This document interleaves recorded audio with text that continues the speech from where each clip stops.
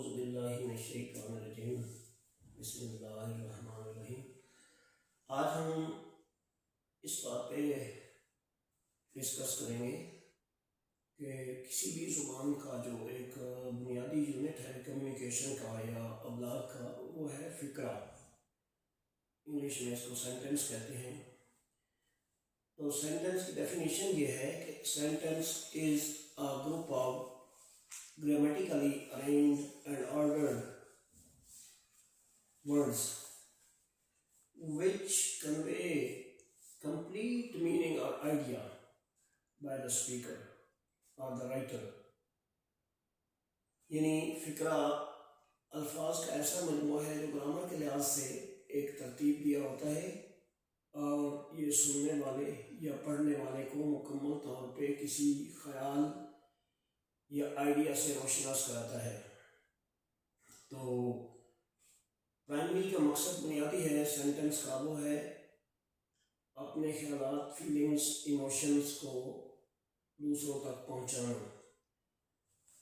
और इसके पीछे दो बातें होती हैं, या तो आपकी ख्वाहिश होती है या आपकी ज़रूरत होती है, क्योंकि सोसाइटी जो है वो इन दो चीज़ों पे ऑपरेट कर रही होती है। अपनी ख्वाहिशात दूसरों तक पहुंचाना या अपनी ज़रूरियात के लिए किसी से सवाल करना या मदद मांगना। तो स्पोकन और रिटन दोनों फॉर्मेट्स में सेंटेंस बुनियादी एक यूनिट है। ये किसी भी कैपिटल लेटर से शुरू होता है और पीरियड पे या फुल स्टॉप पे जाके एंड हो जाता है, आमतौर पे जो पॉजिटिव सेंटेंस है। इसकी 4 किस्में हैं, 5 कह लें, वैसे 6 भी होती है, तो बेसिकली 4 इसकी हैं। पहला जो है वो आम सेंटेंस, इसको स्टेटमेंट या सिंपल सेंटेंस कहते हैं।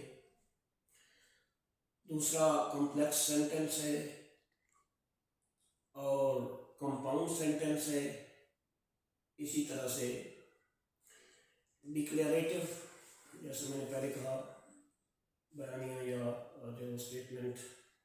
इंटरोगेटिव सेंटेंस होता है जिसमें आप कोई ना कोई सवाल जो है वो किसी से कर रहे होते हैं मालूमात हासिल करने के लिए या उसका इल्म टेस्ट करने के लिए।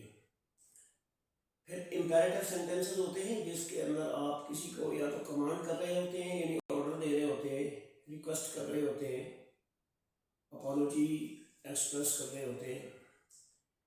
और सेंटेंस की एक किस्म होती है एक्सक्लेमेटरी सेंटेंस।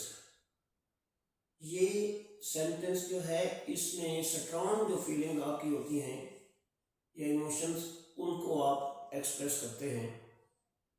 तो ये आमतौर पे कुछ वर्ड से मखसूस दिल से शुरू होता है, जैसे वाओ।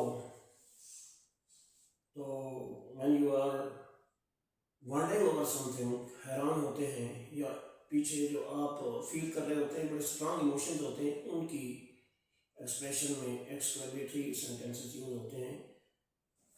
किसी भी ऐसे वर्ड से, जैसे मैंने वाओ की मिसाल दी, या व्हाट बी बास्कट, यानी what a beautiful book it is, like this. तो एंड जो है वो एक्सक्लेमेशन मार्क पे होते हैं ये सेंटेंसेस। सिंपल सेंटेंस जो है, फॉर एग्जांपल, जैसे इंफॉर्मेशन दे रहा होता है, जैसे कि he went to church, he said his prayers in the mosque। ये क्या है, सिंपल इंफॉर्मेशन है जिसमें कोई रेस्पॉन्स पे आमतौर पे एक्सपेक्ट नहीं किया जाता लिसनर या रीडर से। इसी तरह से डिक्लेरेटिव सेंटेंस भी यही सेंटेंसेस होते हैं जिसमें आप कोई ना कोई स्टेटमेंट डिक्लेयर करते हैं, अनाउंस करते हैं। इंटरोगेटिव सेंटेंसेस में आमतौर पे सवाल पूछा जाता है, उसका मकसद किसी का नॉलेज टेस्ट करना होता है या अपनी ज़रूरत के तहत। जैसे आप कहते हैं कि किसी से इंफॉर्मेशन देते हैं, व्हेन यू आर ट्रैवलिंग, तो which direction I have to go if I want to reach Islamabad. ये आपने अपनी ज़रूरत के तहत सवाल किया। और जैसे पेपर्स में या टेस्ट इंटरव्यू में सवाल पूछे जाते हैं, तो those are for testing and examining the knowledge of the candidate. इनको हम इंटरोगेटिव सेंटेंसेस कहते हैं।